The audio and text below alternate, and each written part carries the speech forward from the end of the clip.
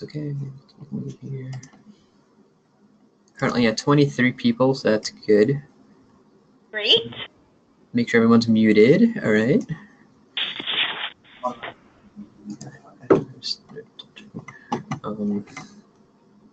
Okay, start broadcast in 3, 2, 1.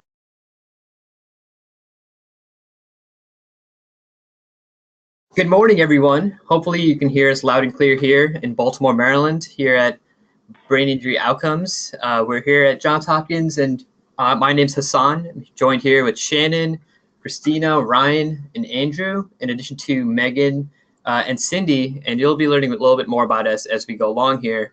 But welcome. This will be our webinar presentation here.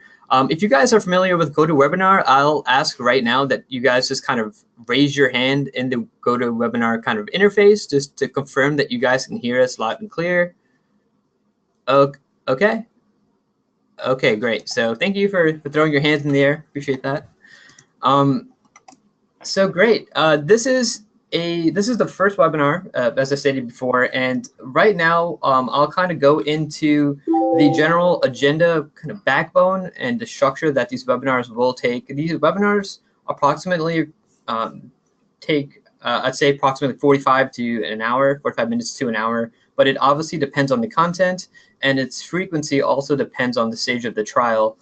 And we also have a similar webinar, the one that we're presenting today, occurring tomorrow at 11 a.m. If you have coworkers or other site members that weren't able to make today's meeting, that could then make that secondary meeting. But it's essentially going to be the same content.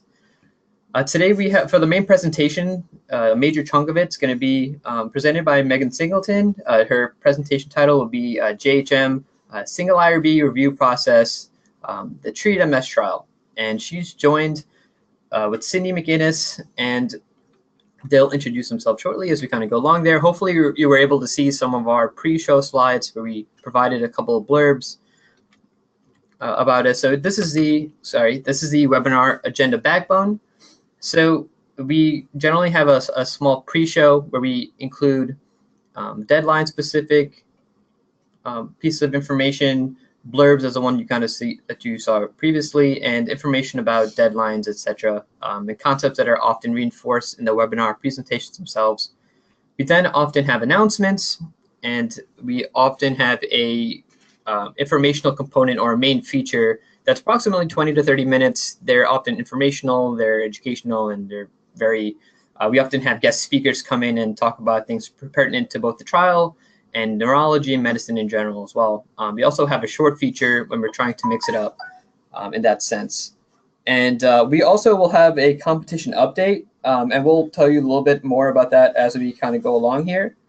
But this is just backbone, and you'll become more familiar with this as we go along here.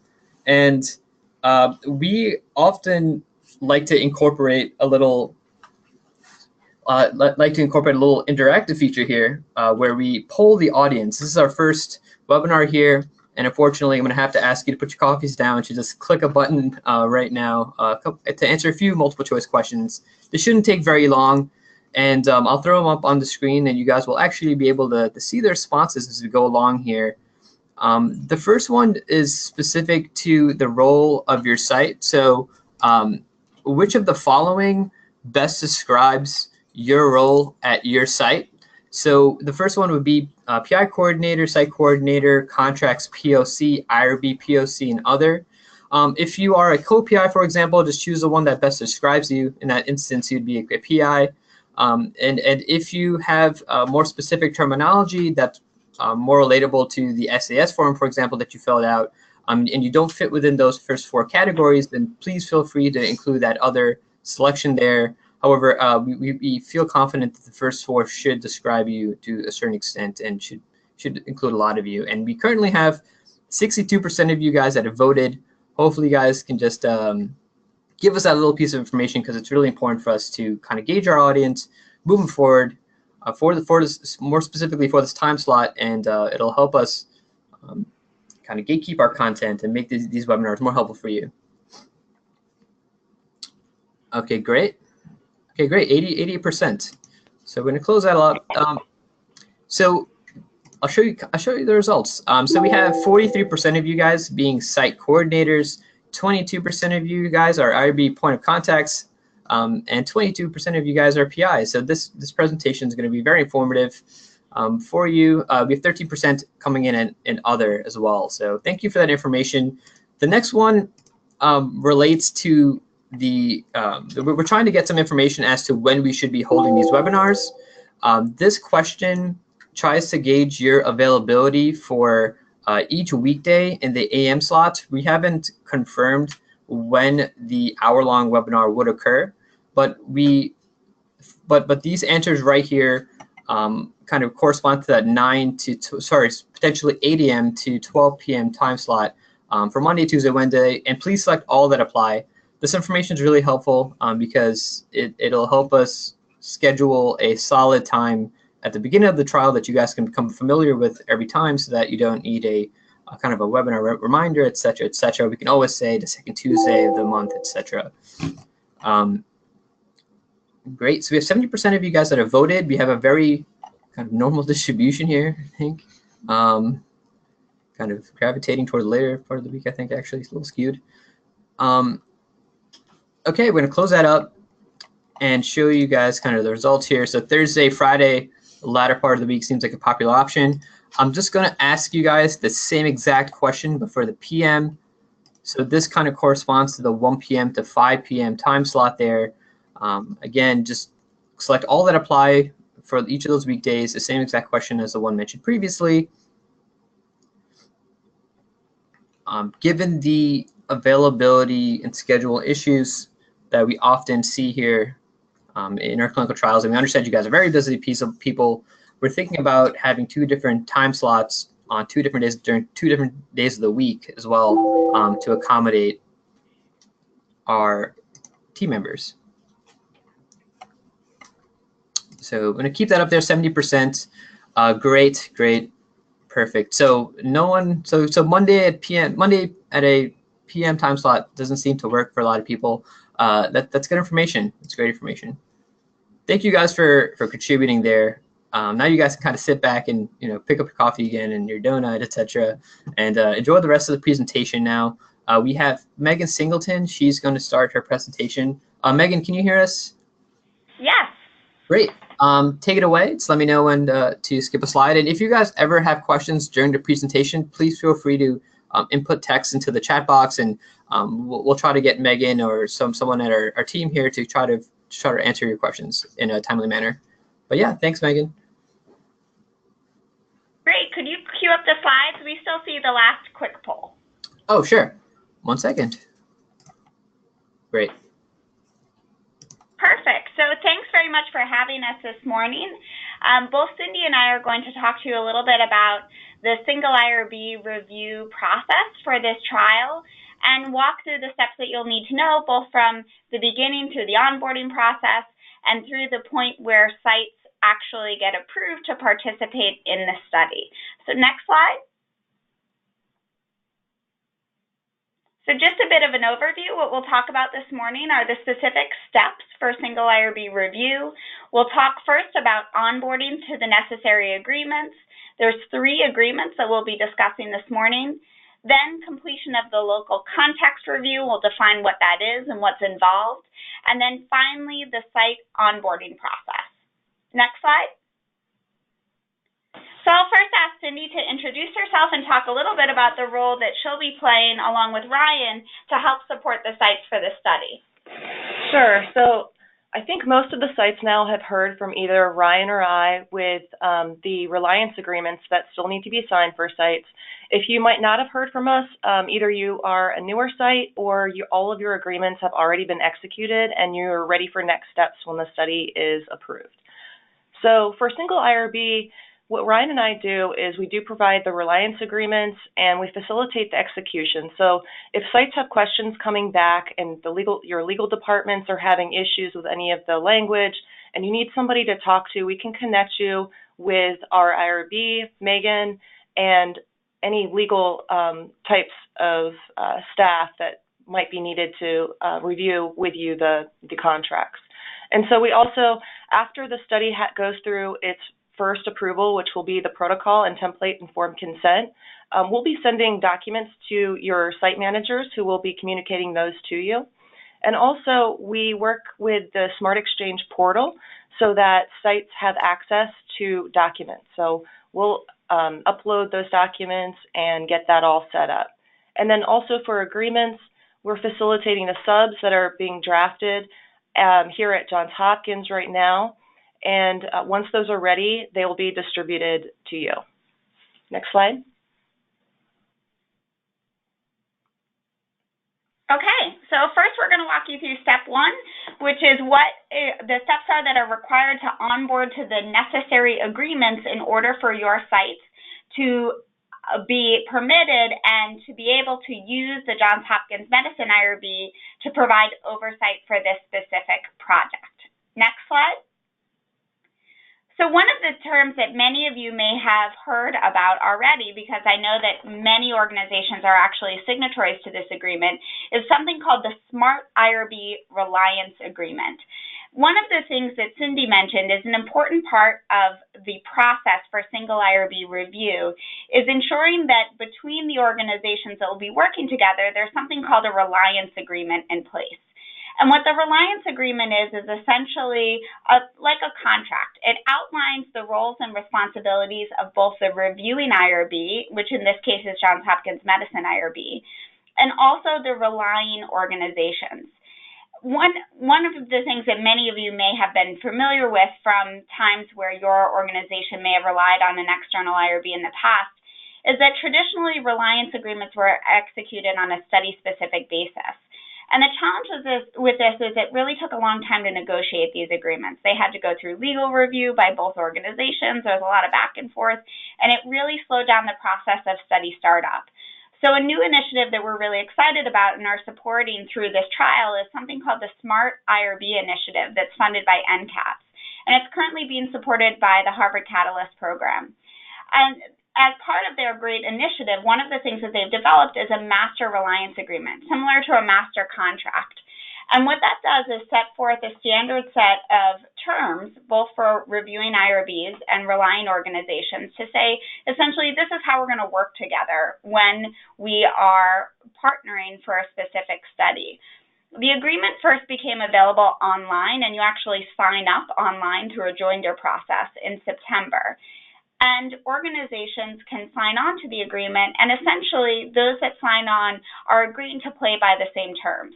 You still get a decision for any specific study as to whether or not you want to use the Smart IRB agreement for that study. So signing on doesn't mean that you always have to use the Smart IRB Reliance Agreement or that you always have to rely on, for example, Johns Hopkins. It just allows you to partner with any other organization that's a signatory to the agreement. So to date, all of the 64 CTSA hubs have signed on, and in addition, there's overall 388 signatories to the SMART agreement. So the really good thing is if you haven't signed on already, signing on now will enable you to partner with other organizations in this world of single IRB reliance pretty easily, because you can see there's a lot of folks that have already signed on.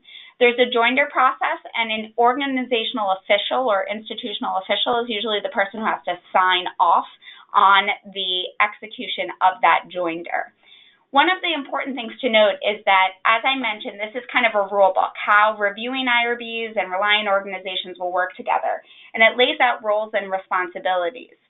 And the really great thing about it is it does eliminate that need for a study-specific reliance agreement. So if you've already signed on, then that's a great, you're already one step ahead in terms of what you need to do to rely on Hopkins for this specific study. One of the other components, though, is that in order for IRBs and organizations to rely on one another, one of the common terms in a contract or reliance agreement of this sort is something called indemnification. And that essentially says, I'm not responsible for any bad actors on your end, but you're also covered and have protection in the event that there was anything that was a bad action on the part of Hopkins Medicine as a reviewing IRB. So it provides mutual coverage for both the reviewing IRB and also the relying organization. The SMART IRB agreement itself didn't include indemnification provisions within it, but it did enable organizations who need indemnification to allow for a separate indemnification agreement. And most private organizations and many public organizations require indemnification of some sort. So what we've done through the Trial Innovation Network is we've worked with our colleagues at Vanderbilt to try to come up with common language for indemnification that as many organizations as possible, both private and state, could agree to. And the hope is that, very similarly to the SMART agreement, if we can get folks to sign on to this indemnification language once, then anytime you would work with Hopkins or anytime that you would work with Vanderbilt, you would already have signed on to basically an agreement that says this is how we're going to deal with indemnification. So again, it's a one-shot deal. So if you signed on with an indemnification addendum for Hopkins for a prior study, you might actually already be all set and not need this. If, however, you haven't, then very similarly to the SMART IRB agreement, you would need an organizational or institutional official to help with sign-on to that indemnification addendum. And between Vanderbilt and Hopkins, we use the same language. We already have over 120 organizations that have signed on. So it's very acceptable to both state and private organizations, and it's something that we worked hard to make sure that we had language that would be mutually agreeable. And to date, we've had really good success in getting folks signed on to that quickly. Next step. So in terms of seeding review, basically making the formal decision that you're willing to rely on the Hopkins IRB. And just one of the really important parts is that we consider this a preparatory step, right? So this should happen that before, as kind of setting the stage to say, I'm ready to participate in this study. And we understand that different organizations typically might like access to different types of information to make this seed decision. But the seed decision is really something that's just saying, I'm willing to rely, and I've signed the necessary agreements to enable me to rely. There's a next step, which we'll talk about a little bit later, that actually shows there's an opportunity for your organization to provide feedback, tell us about your local laws, concerns, etc. So these processes are separated out. The first part is getting you ready to participate through the agreements. And typically, most organizations they're fine with doing that and making that decision with access to a brief descriptor of the study. You'll see later on that the full protocol isn't yet available at this stage, but there should be enough information present for your organization to say, okay, I'm willing to rely for this specific study. So there's a few requirements for seeding review. So one is for organizations that haven't yet signed on. They would need to sign on to the SMART IRB agreement. And again, you do that online through a joinder process. And the smartirb.org website has great resources to help you walk through everything that's needed. The next is to execute a letter of indemnification. I think you've all received emails from Ryan or Cindy with that letter of indemnification so far. Many of you have told us that it's under review at your organizations, which we really appreciate. And the third is executing something called the SMART IRB Portal Access Agreement. And that is for use of a platform that's hosted by Vanderbilt called the SMART IRB Exchange. And the good thing about that is it gives us a way that we can communicate with one another from organization to organization. And Cindy's going to talk a little bit more about the features of the exchange in just a moment. So the really great news about this is many of our Treat MS sites are already well on their way to signing all of the necessary agreements. We have 19 sites that have signed already onto all three, which is awesome. Another 10 of you have signed on to 2 of the agreements. So 29 of the sites are really almost very close to being finished. And then some of you are just new to the process and have signed on to 1 or just in the process of getting started. So we definitely are here and can provide a resource to answer any questions that you have about the agreements and get you onboarded to those as quickly as possible, because that's really the first step to get you ready to rely on a single or central IRB. And in this case, Hopkins will be providing that role. Next slide. So I'm going to turn it over to Cindy, who's going to explain a little bit more about the resource that we have available through our partnership with Vanderbilt as part of the Trial Innovation Network to use an information portal called the SMART IRB Exchange to share information about the study and in order for you to provide us with some important information about your site that we need to operate as a single or central IRB. Next slide. Okay, so the IRB Exchange, as Megan mentioned, has been created by our partners at Vanderbilt. And as previously talked about, the Smart IRB agreement, the main agreement, allows for the reliance. The letter of indemnification allows us to work together in a partnering kind of way. But we also need a platform really to be able to share our information with you, and so that sites have access to the approved documents and we can communicate. So that's really what the Exchange is for. Next slide. And so what we're going to do is just go through some of the screenshots of the IRB Exchange, especially related to just the first steps that are needed from your HRPP or IRB. Next slide. So IRB Exchange by the numbers. This is a little bit of a newer system that's come out. 150 partnering institutions right now are participating. There's 600 users. 80% of the CTSAs are signed on, and currently there are 50 studies in progress. So we do have some experience here now with this system. Next slide. Okay, so who uses the IRB Exchange? There's three main groups of users. So there's the IRB personnel at each of the local sites, that's us and also all of your sites, your study teams, and the coordinating centers.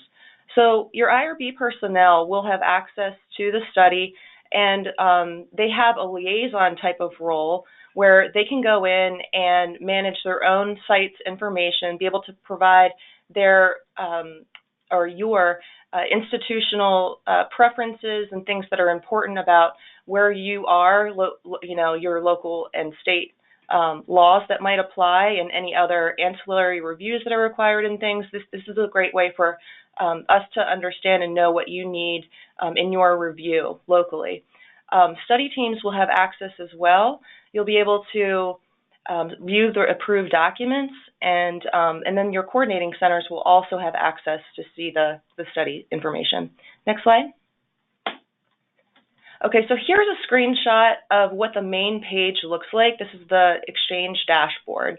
On the left is the main, or links to the main pieces or parts of the Exchange system to show studies that where you are a reviewing IRB or you're relying. And down in the bottom right corner, I just want to point out under resources that this is also a great area to find other users, so that's looking for specific people, to find other sites, and you can click on their institutional profiles to see what each institution that's involved needs at their local site. And also under need help, or maybe even a little bit lower, there's links to educational information and further webinars that Vanderbilt puts on for more education. Next slide. Okay, so this is just worth mentioning, especially for the IRB staff that are on the call right now.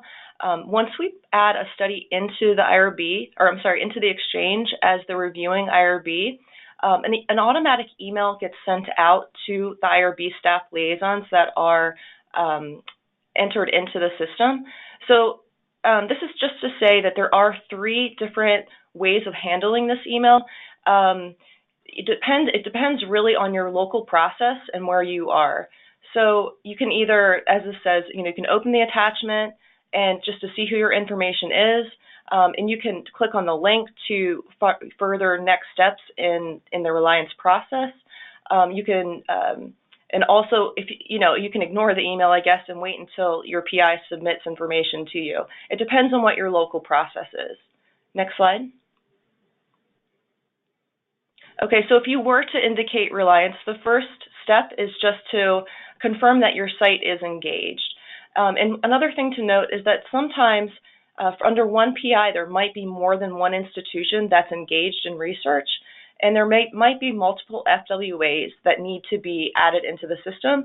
And this is just a note to let us know if that is the case, and we can modify the system to include both of your FWAs. Next slide. Okay, so then also the site study team, once your IRB personnel has put your contact information into the site, the PIs will also receive notification with a direct link to the study materials on the Exchange system for access. Next slide. Okay, and so this is a screenshot for the HRPP staff to see the left-hand menu. This has to do with being asked to seed review, and those 4 steps are what's needed in the process. So first, you would register for the study. That just has your site show up in our list as a participating site. You would look at you would designate your local study team so then that they would be able to have that access and receive the email from the system to be able to go in and view their documents. You would confirm your institutional profile. So each institution is required to have an institutional profile in the system. There are 3 sections to this. And there's 4 sections to this, and at least the first 3 we want to have answered because those all relate to when you're relying on an outside IRB. And then 4th in the process is to actually indicate your reliance. Next slide, please. Okay, and then here's just a screenshot to show that last step, that you do accept the SSRP or Study Specific Reliance Plan from the reviewing IRB. Next step, or next slide. We just really want to make sure you're familiar with how this looks. Beforehand, we thought it would be a good opportunity to see these. So then after there's a confirmation of reliance in the system, there's another automatic email that gets generated and is sent out to you. So this is what the email looks like with a study link again back to the study information. Next slide. And then also to the HRPP and study team. Next slide. Okay, and then so this is actually a screenshot of the specific study.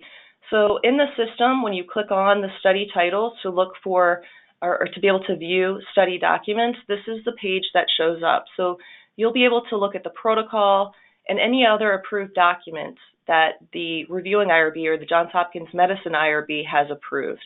I just want to note currently the protocol right now is in review at Johns Hopkins.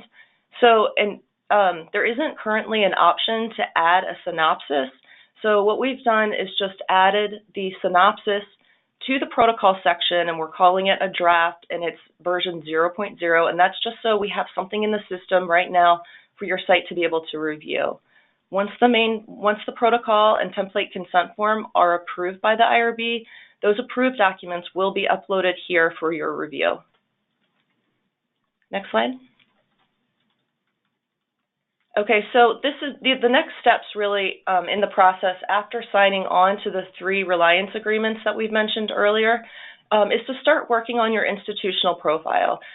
This is really a slide for your IRB or HRPP staff. So to have that institutional profile ready will also just keep you ahead in the game of being ready. And consider who needs access at your site, so that you can add them on as liaisons and be able to organize within your own IRB how the system is managed. And also, as mentioned, under the resources tab on the right-hand side of the screenshot, there's links to more education. There's quick guide downloads that you can access. I know they're coming up with short videos right now that will be available, and also additional webinars to really go through the system, and Vanderbilt, who also hosts this website, hosts all the education. So also just to begin requiring what your IRB needs locally, and so that we're able to understand what your site needs locally and be able to implement that into this specific study. And there's a resource link at the bottom of the page. Next slide. All right, so I'm going to hand it back over to Megan to review the local context. Okay, great. Thanks, Cindy. So as you can see that there's kind of a few different tools that we have available. One of them that we think is a great resource is the Smart IRB Exchange that Cindy helped to walk through. So now I'm going to walk you through the process for actually completing what we call local context review and what that entails. So next slide. So one of the things that I think is the most challenging about this concept of single IRB review is the idea that there's nothing that happens on the local level still. And if you actually look at what goes into getting a site ready to participate in a particular study, the IRB review piece is actually only one small chunk of that, right? So we all know that there's various components that really go into the process of study site approval in terms of local review processes and requirements. So for example, you may have a departmental level review to say, yes, we have sufficient resources to actually do this study here as planned. Or you may, depending upon the nature of the review, have various ancillary committees that may have to perform a review at your site. So for example, let's say an investigator has identified a conflict of interest. That review still happens locally through a local conflicts of interest review process. Another thing that's a local responsibility, although many folks feel that it's something that was an IRB responsibility, is actually verifying that investigators and study team members have appropriate training and credentials to participate in the research. And that's really an institutional responsibility to make sure investigators and study team members are appropriately trained and credentialed, and something that will remain a local responsibility even when using a single or central IRB. Next slide. So one of the things that's really important is that the only part of that pie in terms of the pieces to get a study ready to participate that becomes centralized is the actual IRB review. And one of the things that you will note when looking at these kind of terms for what single IRB review looks like is that there is still quite a bit of responsibility in terms of the relying organization in providing good information about their site to the central IRB. And that makes sense, right? Because the central or single IRB is not going to be able to be an expert in the local requirements or institutional policies of every site that relies on it. So they are dependent on the relying sites to actually provide that information as it relates to the specific study. So I took this information and this text from this actual SMART IRB agreement, which is the reliance agreement that we're using for this study. And you can see that relying institutions are still responsible to communicate to the reviewing IRB its requirements, and that includes state or local laws, any institutional policies, the results of any ancillary committee reviews that are relevant to the research, and those are broadly termed as local consideration. And that's anything that could affect the approval of the research at that relying institution by the CIRB. And one of the other important parts, and the reason I highlighted this in red, is that it's a responsibility of the relying institution to provide this information in conjunction with the specific research.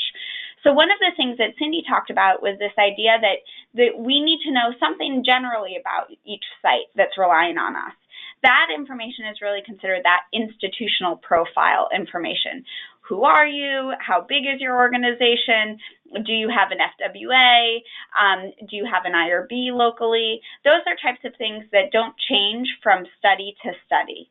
But then there's information that's only going to be triggered based on the type of research that's being performed. So for example, we need to know locally if you have any specific requirements for research that could involve individuals who have limited decision-making capacity, right? So that may be specific to the type of research being performed in the population that's being targeted. So there's information that's general about your organization, and then there's study-specific information. The study-specific information is really what we're collecting at the time of local context review. It's the information about your organizational requirements related to that specific study. Next slide. So there's a number of different things that I mentioned that relying sites remain responsible for. One of them is education and training. So just because you are now relying on a central or single IRB doesn't mean that we would institute a requirement that you all of a sudden adhere to Hopkins training requirements. If investigators had to do that every time they relied on a central IRB, they would be very angry, right? So if they had to adhere to new training requirements for every single or central IRB, it would just not be realistic to use a single IRB model. So the idea is that the single or central IRB accepts that each organization has to have a plan for educating and training their investigators and for verifying that they've met local requirements. So that is a responsibility of the relying site to verify that everybody's trained. It's something that remains a relying site responsibility even when you're using a single or central IRB, because it's the requirements of the organization that are being checked. And that's best verified at the local level rather than by the central or single IRB. Even when an organization relies on a single IRB, they remain responsible for oversight of the study to make sure that things are happening in a compliant way.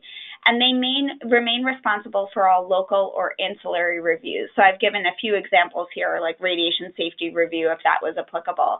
Investigational drug service review is another example for some studies, or conflict of interest review.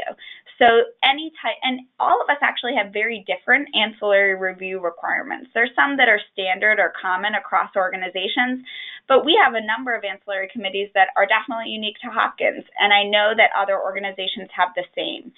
So that's why those types of responsibilities remain at the local level, because each institution decides how it wants to provide oversight through ancillary review processes. And those things still happen at the local level just as they would if a local IRB was reviewing the project. And then this brand new responsibility that relying sites have, which is performing something called a local context review. It is not an IRB review. It's a review to help identify to the central IRB what requirements there are at your site for the study to be conducted. It usually requires that you have somebody help you do it who's knowledgeable about all of those local laws and requirements. So often it will involve an IRB person, and I'll talk about that in just a moment, but it is not an IRB review for the human subjects protections criteria. It's really looking at how to communicate to the single or central IRB what the requirements are for your specific site. Next slide.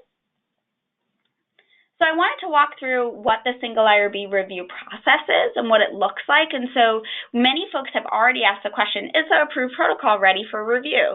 And what Cindy mentioned is the actual review process is happening right now. So the protocol has undergone initial review. The response is actually being reviewed next week. And the convened IRB review that's occurring in this step one is really the review of the study, right? So it's a review of the protocol, the template consent, any other template materials that will be applicable to all sites. So that process happens first. And before we ask you to do your local context review, we want to make sure that you have the approved documents in hand.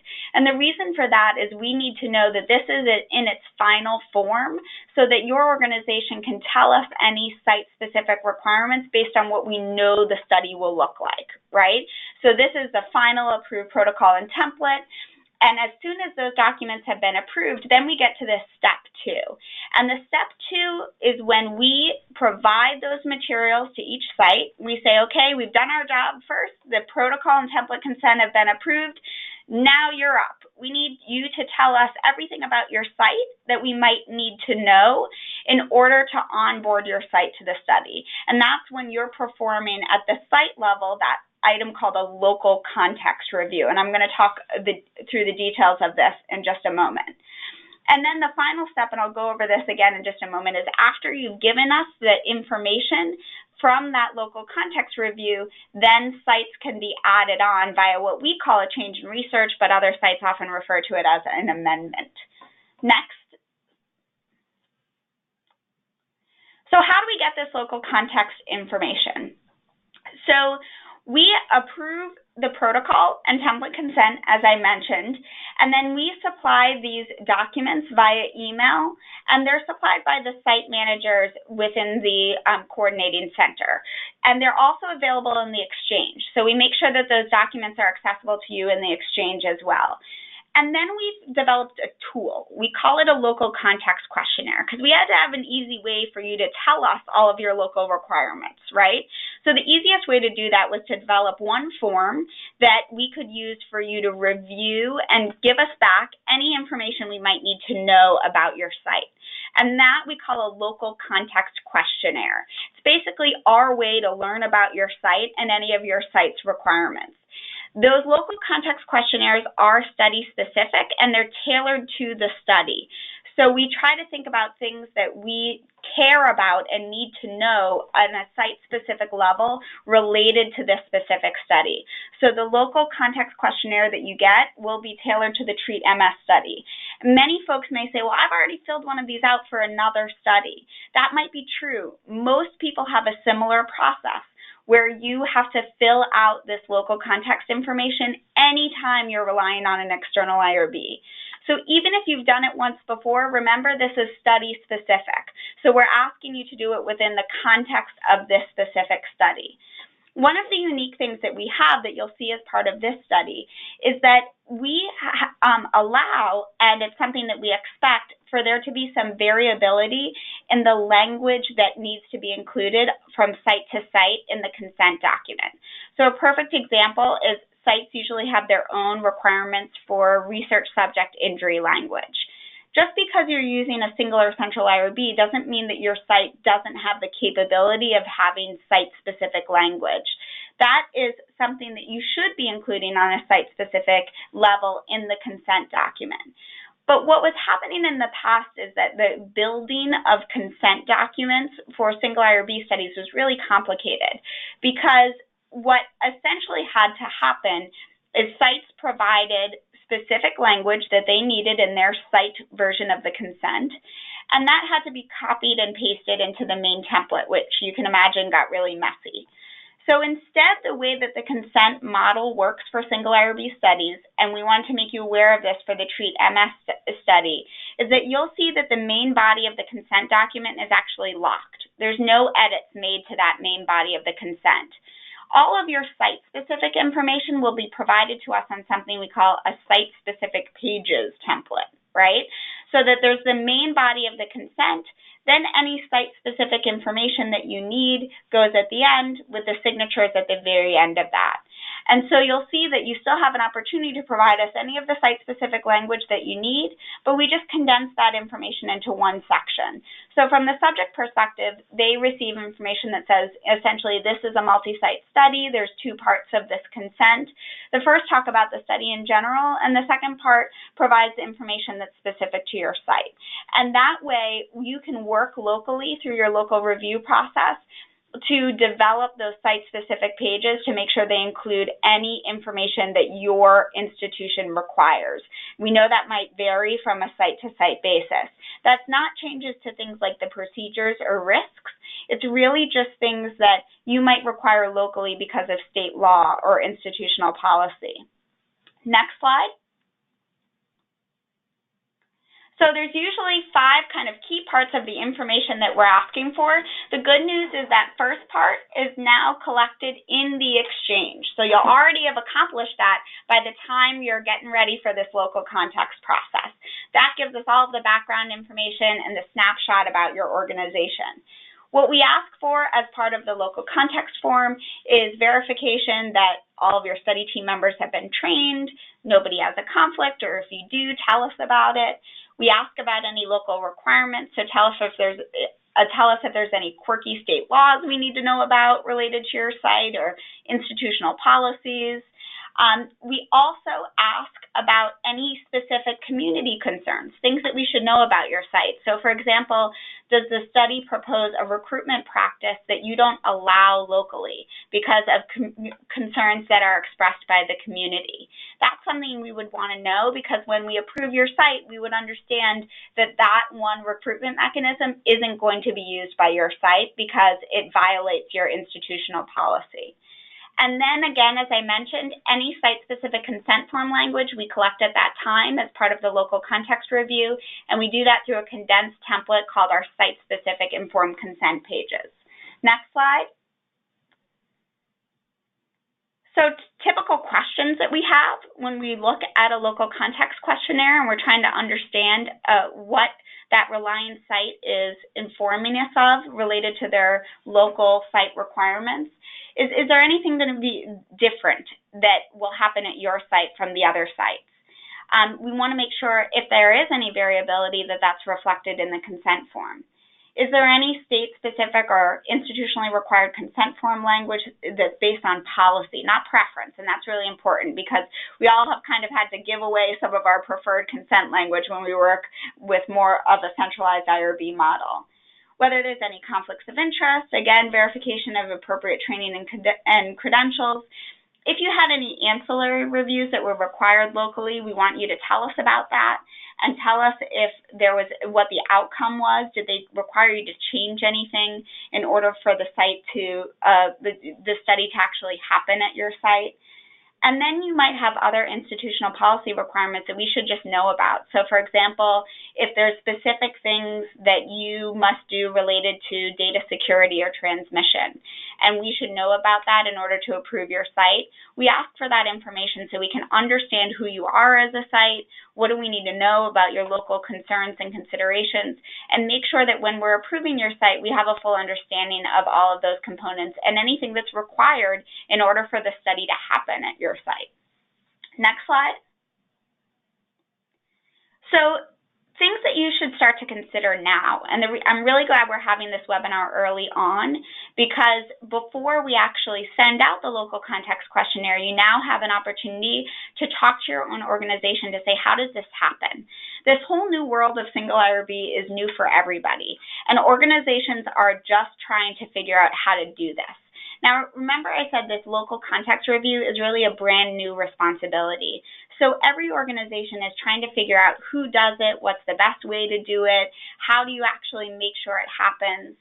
So some and many organizations that have an IRB have said, well, we're going to do this local context process through our IRB.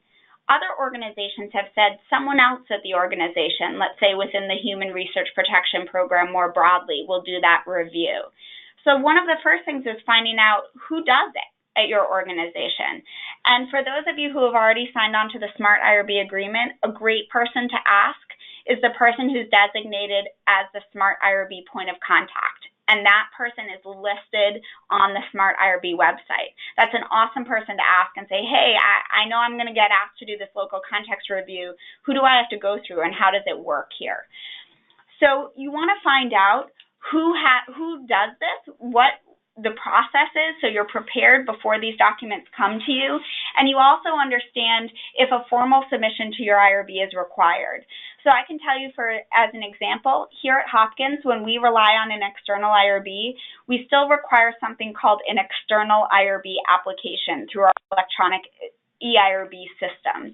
And the reason that we require that submission is we both need to know what research activities are happening here, and we also found that it was the easiest way for us to do our job with local context review, because we had already built in checks into our e-system to be able to verify training and conflicts of interest and all of those things. So it was easiest to get a local submission through our electronic application. Now remember, that's not a local IRB review. It's really a way to get the documents to the office that will be performing that local review. And typically, if you have an electronic submission system and that's how the local review will happen, you would upload your questionnaire through that system so your organization can sign off on that. So we do require that the local context questionnaires be signed by both the PI and an institutional representative. And the reason is, remember, those reliance agreements are executed between organizations. So an individual investigator doesn't have the authority to sign off on the local context review.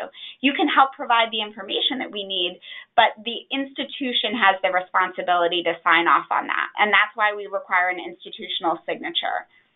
And we must have within the site-specific consent pages the exact language that you need.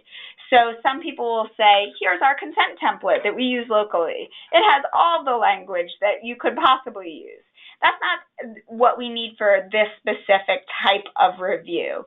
What we need is you to look at it and say, okay, this specific study requires that we include this small paragraph about research subject injury and also a local contact for our, an emergency contact for our study team, but that's it. So we don't need all of your potential local template language, rather the language that's actually relevant for this study. Next slide. So now you get to the point where you're ready to go. You've given us the local context information. We can get you onboarded. Next slide. So we're at this step 3. You've provided us the local context information. You've completed the local context questionnaire and given us that information back. And then we are able to review the addition of sites via what I mentioned was a change in research or an amendment. Next slide. So the way that this typically happens is that most of these changes in research are reviewed expedited because we found that there's actually not a ton of variability from site to site. We certainly have the ability to refer it to convened IRB review if any site has any unique laws or considerations that are really different. But if it's just a matter of a few sentences are different in the site-specific pages for consent, that's not something that would require convened IRB review. So when we think about the single IRB process, this is great because it means that when we get to the stage of site additions, provided we have your local context information, everything that we need to consider your site, that's usually a pretty quick process to review and add sites on. We have 3 team members, and if you go to the next slide, I can show you kind of who those team members are. So we have an IRB Reliance Manager who you'll be interacting with, and she's an awesome resource if you need it. Her name is Janelle. And she ensures that the local context questionnaire is complete and we have all the information that we need. We have a consent form specialist who helps to build your site's consent. So we do that on our end.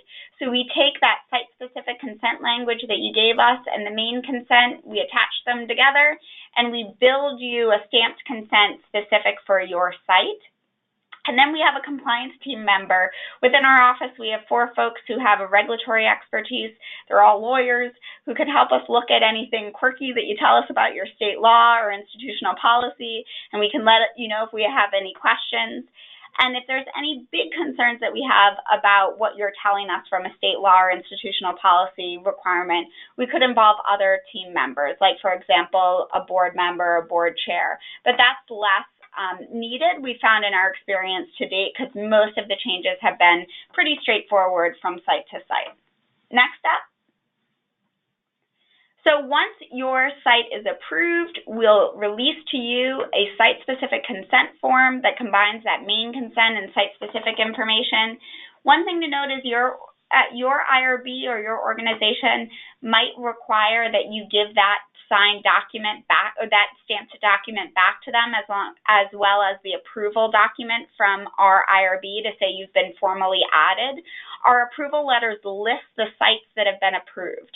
So you will get a letter that shows you've been approved to participate in this study, and your organization might need that before they give you the all clear. So that's just something to keep in mind, and I would ask your organization now in preparation for the local context review.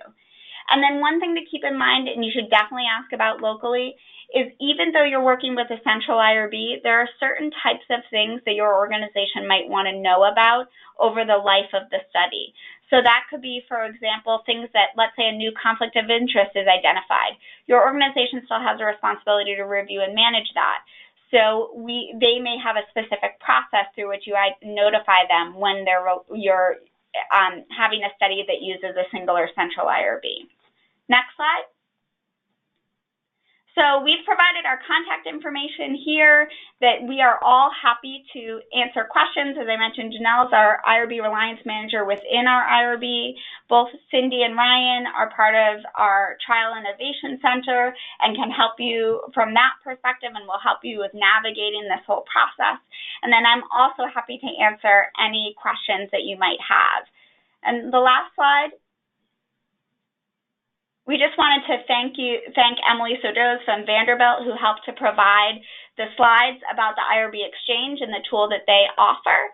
And so we are really appreciative for her for providing that information. And as Cindy mentioned, there's lots of great resources available on their website as well for learning more about the Exchange. So I know we are running a little short on time, but we are happy to take questions if anyone has them and if it's possible to accept questions. Yeah, so thanks, Megan. Appreciate the presentation. Just want to facilitate the conversation. If anyone does have a question, please, you can either raise your hand and I can unmute you, or you can type into the chat box to try to get my attention. so that we can raise the questions and talk about it now.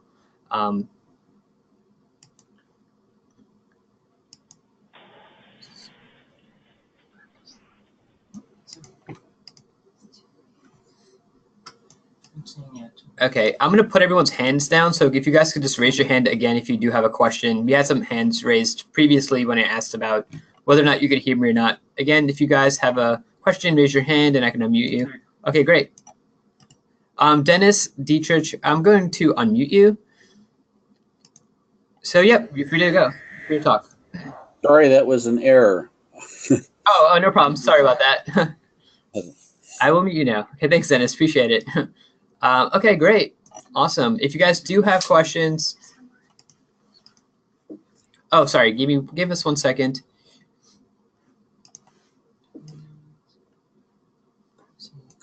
Same guy.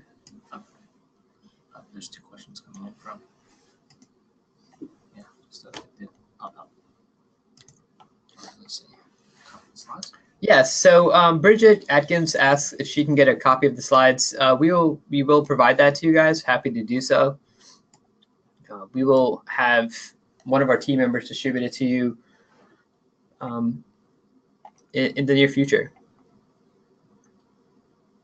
And Virginia asks, can slides from these meetings be viewed offline by other team members? Yes, so if we can, when you registered for this webinar, you provided us your email addresses. So what we can do is simply use those emails to distribute and disseminate the slide set that you saw today. We are also working towards making the recordings themselves available to you, so you can actually view the webinar presentation and actually hear Megan and our voices again if you'd like to do so. We also have the webinar tomorrow where we'll be kind of reinforcing a lot of these other concepts. Also want to stress, it is Eastern Standard Time. So we're here in Baltimore, Maryland. Whenever you hear us talk about times, it's almost always Eastern Standard Time.